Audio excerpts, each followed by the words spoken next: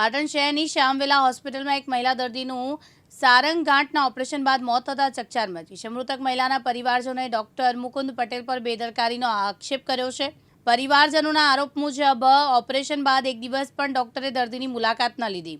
વધુમાં દર્દીના પરિવારે આરોપ મૂક્યો કે ડોક્ટરે સરકારી કાર્ડથી સારવાર કરવા પર જવાબદારી ન લેવાનું કહ્યું। રોકડ રકમથી સારવાર કરવા પર દર્દીનો જીવ બચાવવાની ખાતરી આપી। મહિલાની પુત્રી કાજલ સાધુએ જણાવ્યું કેસ દબાવવા માટે ડોક્ટરે પૈસાની ઓફર પણ કરી હતી। બનાવને પગલે બી ડિવિઝન પોલીસ ઘટના સ્થળે પહોંચી મૃતદેહને પોસ્ટમોર્ટમ માટે સિવિલ હોસ્પિટલ ખસેડવામાં આવ્યો છે। બીજી તરફ ડોક્ટર મુકુંદ પટેલનું કહેવું છે કે ઓપરેશન બાદ દર્દીની તબિયત સારી હતી। 7 વર્ષ પહેલાં પણ મહિલાઓએ ઓપરેશન કરાવ્યું હતું। તેમને આંતરડા અને અન્ય અવયવોમાં તકલીફ હતી। શ્વાસ અને ડાયાબિટીસની બીમારી પણ હતી। સ્વાસ્થ્ય બગડતા આઈસીયુમાં દાખલ કરવાની સલાહ આપી હતી, પરંતુ પરિવાર સંમત ન થયો। પાટણમાં મહિલાની સારવાર બાદ હોસ્પિટલમાં મોત નિપજતા એક પરિવારે પોતાનું સ્વજન ગુમાવ્યું છે। બીજી તરફ તબીબની બેદરકારીના આક્ષેપ પણ તબીબે સ્પષ્ટતા નકારી છે અને પોતાનો બચાવ મૂક્યો છે। ત્યારે હવે પીએમ રિપોર્ટમાં મહિલાના મોતનું સાચું કારણ શું આવે તે જોવું રહ્યું।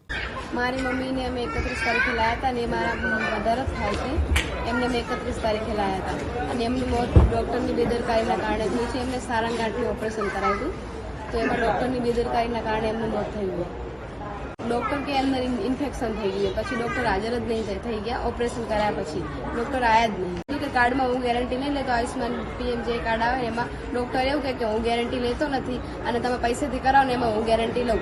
એના પછી અમે આજે આઈસીયુમાં દાખલ કર્યા ત્યારે ડૉક્ટરે અમને એવું કીધું કે થઈ જશે। એમાં અમને સાઇન બી કરાવી કે આ બધું અહીંયા કંઈ પણ થાય તો જવાબદારી હું લઈશ કે એની અમારે સાઇન કરાવી 10,000 જેવી ડિપોઝિટ જમા કરાવી સવારે તો અમે થઈ ગયું। પછી 2 કલાક પછી મારા મધર એક્સપાયર થઈ ગયા। માગણી એવી છે કે ડૉક્ટર બેદરકારી કરી છે, અમારે જે કર્યું અમારું કાં તો અમને પેશન્ટ આલે કે અમને જે બી અમારો ન્યાય થતો હોય એમને આપે અને ડૉક્ટરે કેસ દબાવવાને અમને 50,000ની માગણી કરી કે તમે કેસ દબાવી દો તો હું તમને 50,000 રૂપિયા આપું। આ એક પાટણનું ડૉક્ટર મુકુંદભાઈ પી પટેલનું દવાખાનું જે એફએમએસના બોર્ડ મારી અને ગરીબ માણસોને મારી નાખવાના ધંધાનું એક આ દવાખાનું છે।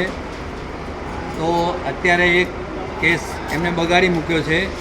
અમારું સાજું માણસ એમને મેં આપ્યું હતું અને અત્યારે આ દવાખાનાની અંદર અમારા માણસને ઓપરેશન કર્યા પછી એમનું મૃત્યુ પામ્યું છે અને એમના સ્પેર પાર્ટો પણ કાઢી લીધાની શંકા છે અમને। તો આજે આ ડૉક્ટર પણ અમને કોઈ જવાબ આપતા નથી। હું તમને ઉપર એમનું દવાખાનું દેખાડું અને ત્યાં તમને લાશ જોડે લઈ જાઉં। અત્યારે છે આ ડૉક્ટર મુકુંદભાઈ પી પટેલ, આ એમનું દવાખાનું છે અને આ એમની ઓફિસ છે।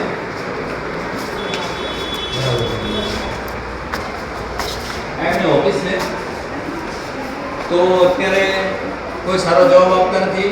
અને એમને 31 તારીખે અહીંયા આપણે દાખલ કર્યા હતા અને 1 તારીખે એમનું ઓપરેશન કરેલું હતું। ઓપરેશન પછી 4-5 દિવસ તો એમને સારું હતું કમ્પ્લીટ અને ગઈકાલે રાત્રે એમને શ્વાસની તકલીફ થઈ ગઈ એટલે આપણે એમને શ્વાસ માટે બાજુમાં સાહેબને ત્યાં રિફર કર્યા પણ એમને આઈસીયુમાં દાખલ થવાની એમને ના પાડી અને સવારે વધારે સિરિયસ થઈ ગયા સવારે એટલે પછી એને સિરિયસ થઈ ગયા ત્યાં પછી એક્સપાયર થઈ ગયા।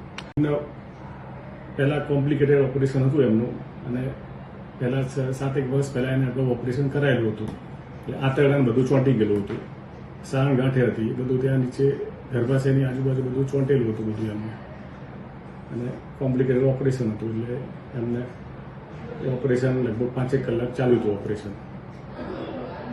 દર્દી પાસેથી અમે તો 15,000 ડિપોઝિટ ભરાઈ છે, બાકી દવાના અને નશાના જે 10,000 15,000 થયા છે અને અંદર જે જાળી મૂકવી પડે અને ટક્કરથી જાળી ફિક્સ કરવી પડે એનો ચાર્જ થયો છે। એટલે એને ડાયાબિટીસના કારણે કોઈ શ્વાસની તકલીફ થઈ હોય કે કંઈ બીજી હૃદયની એટેક આવી ગયેલો હોય અથવા બીજી કંઈ શ્વાસને લગતી તકલીફ થઈ હોય એ એનું કારણ હોઈ શકે। આવ્યા હતા પણ દર્દીના સગાને કે અમારે આઈસીયુમાં જવું નથી, તમે અહીંયા જ અમારી સારવાર કરો એટલે એમને અહીં જ રાખવામાં આવ્યા હતા હોસ્પિટલમાં જ અંદર અને સવારે દર્દી વધારે સિરિયસ થઈ ગયા પછી। પ્રહલાદ ઠાકોર, દિવ્યાંગ ન્યૂઝ, રાંધનપુર, પાટણ।